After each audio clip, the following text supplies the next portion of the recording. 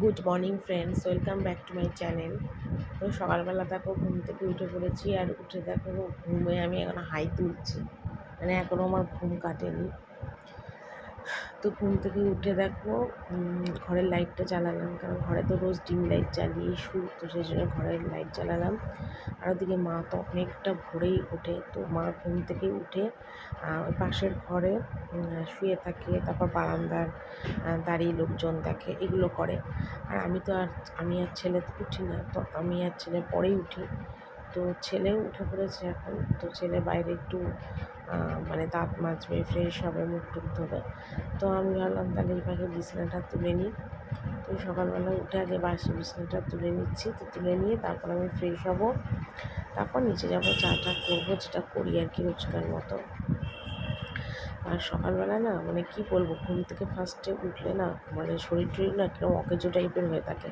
কিছুক্ষণ কাজ করার পর, হাঁটাহাঁটি করার পর শরীরটা আস্তে আস্তে নর্মাল হয়। সবার ক্ষেত্রেই হয়তো সেটা হয়, আমার ক্ষেত্রে বলে নয়।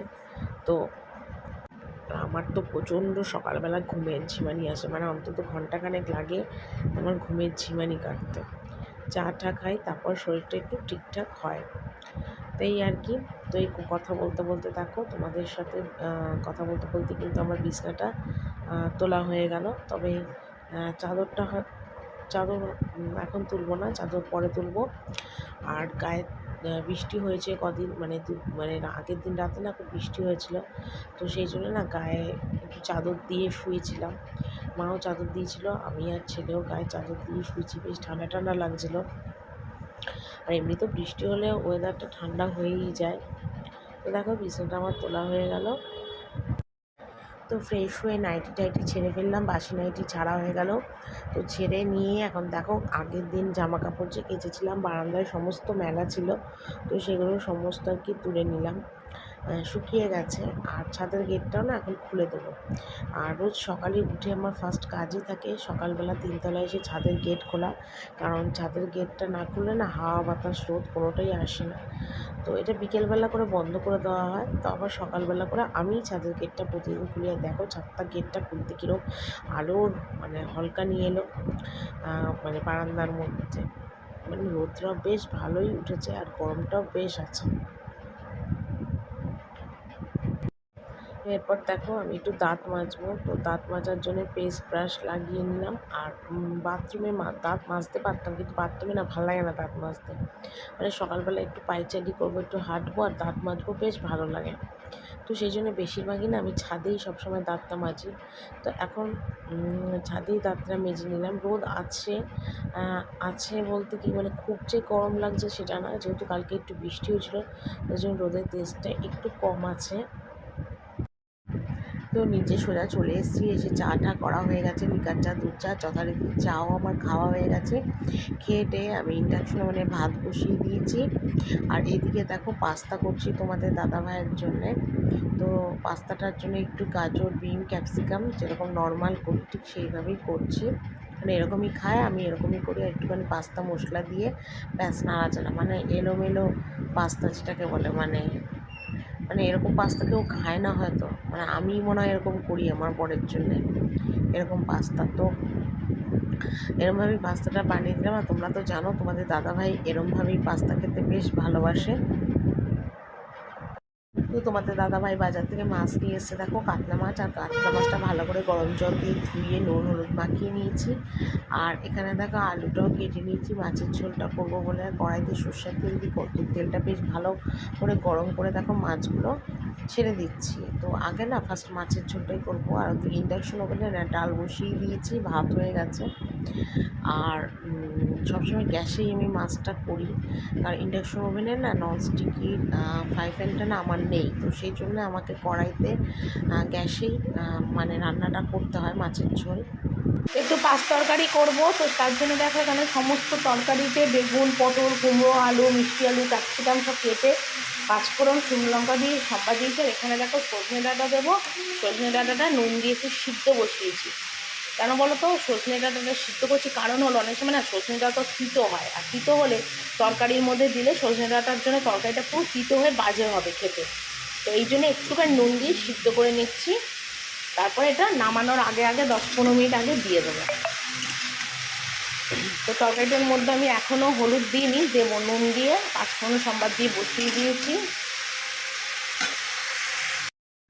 তরকারি কাটতে বসা দেখে হয়তো তোমরা ভাববে যে এখনও কি আমার রান্না হয়নি, কত রান্না আমি করছি।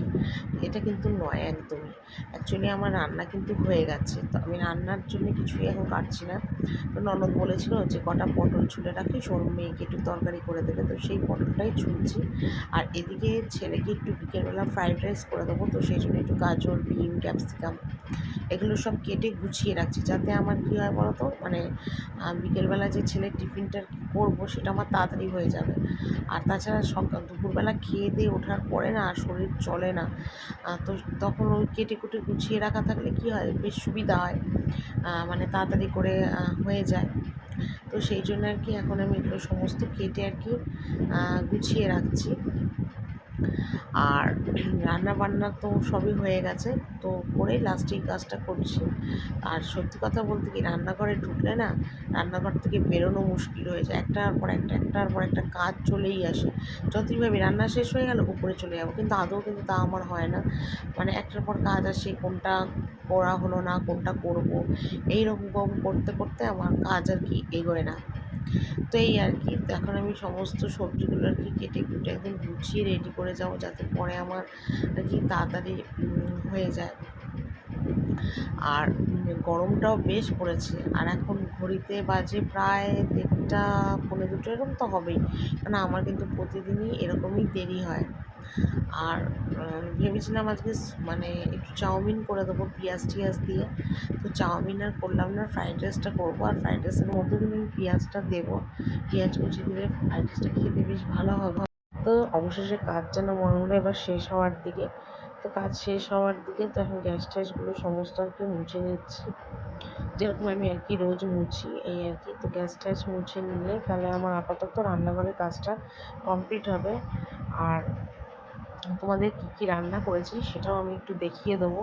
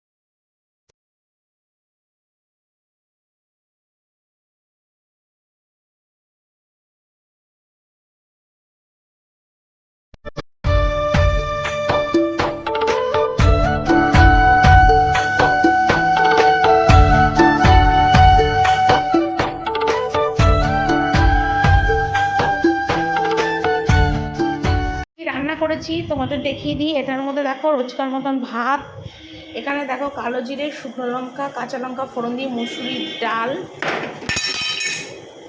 আচ্ছা, এখানে করেছি দেখো পটল আলু বড়ি দিয়ে মাছের ঝোল পাতলা করে। আচ্ছা, এখানে করেছি পালং শাক ভাজা, চাক করে আলু ভাজা, বেগুন ভাজাটা খাওয়া হয়ে গেছে। আর এখানে দেখো পাঁচ তরকারি, সজনে টসনে বড়ি আলু কুমড়ো সব দিয়ে পাঁচ তরকারি। এই আজকে আমার রান্না। তো এখন আমি ঘর মুছতে চলে এলাম। তো তোমরা হয়তো ভাববে যে আমি নাইটি কেন চেঞ্জ করলাম। তো অ্যাকচুয়ালি কী বলো তো, বাসন টাসন মাজার পরে না আমার একদম নাইটিটা ভিজে গেছিলো। তো সেই জন্যে আমি নাইটিটা চেঞ্জ করেই ঘরটা মুছছি, কেন এতক্ষণ ধরে ঘরটার মুছবো, তারপর ওপরে যাবো জামা কাপড় কাচবো, তো আমার ঠান্ডা লেগে যাবে। তো সেই জন্য নাইটিটা চেঞ্জ করে নিলাম।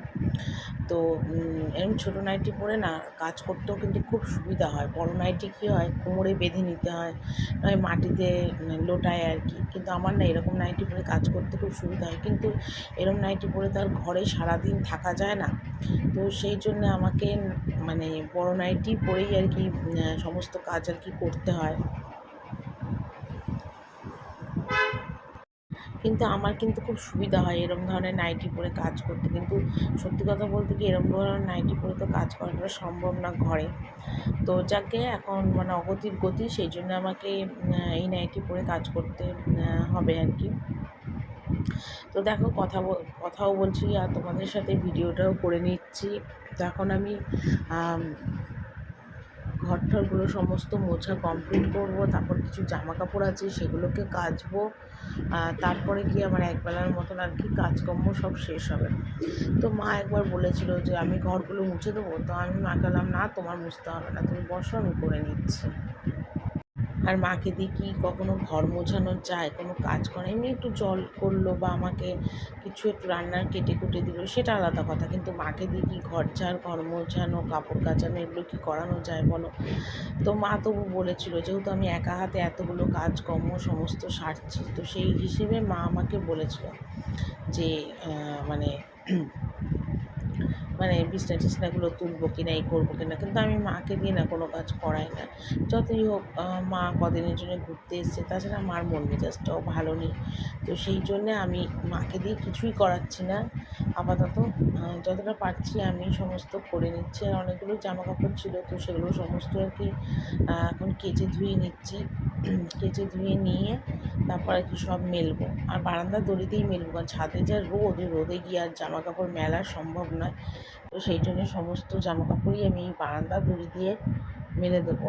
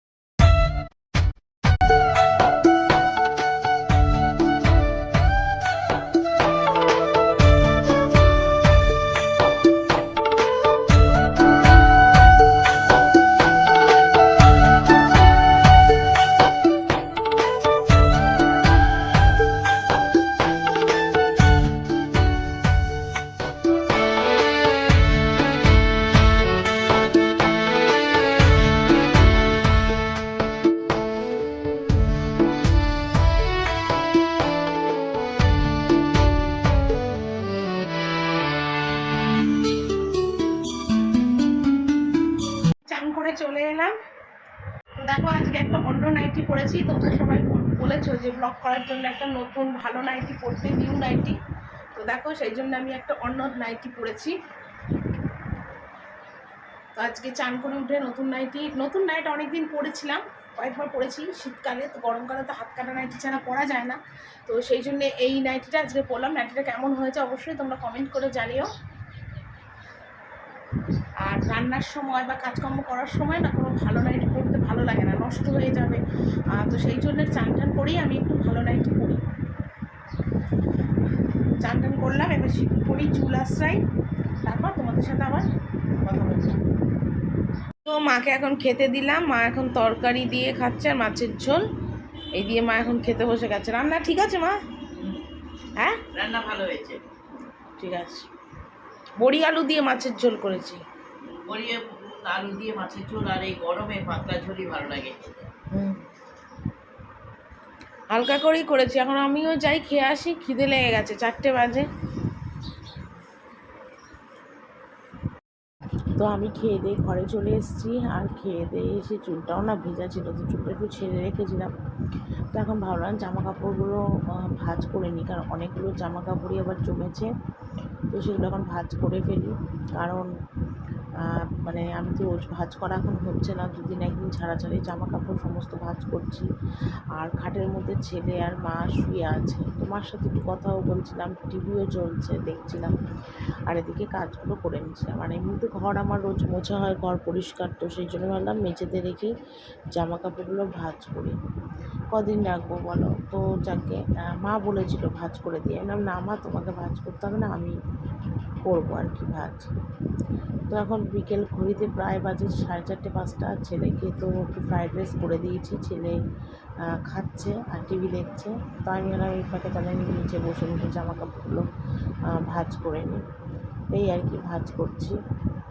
আর সত্যি কথা বলতে কি, সকাল থেকে বিকেল কীভাবে কাজ করতে করতে কেটে যায়, টাইম কীভাবে চলে যায় কে জানে। শীতকালে বেলা ছোটো তখন তো বুঝতেই পারতাম না, আর এখন যে বেলা বড় হয়েছে তাতেও বুঝতে পারছি না যে কখন কী কাজ কীভাবে করছে। তো যাকে জামা কাপড় অনেক রয়েছে, তো সেগুলো সব ঝেড়ে ঝেড়ে ভাঁজ করে জায়গা মতো সব গুছিয়ে রাখি। আর আজকের মতন এইটুকুনি বন্ধুরা, কালকে আবার একটা নতুন ভিডিও নিয়ে হাজির হবো। তোমরা সবাই খুব ভালো থেকো, সুস্থ থেকো, টাটা।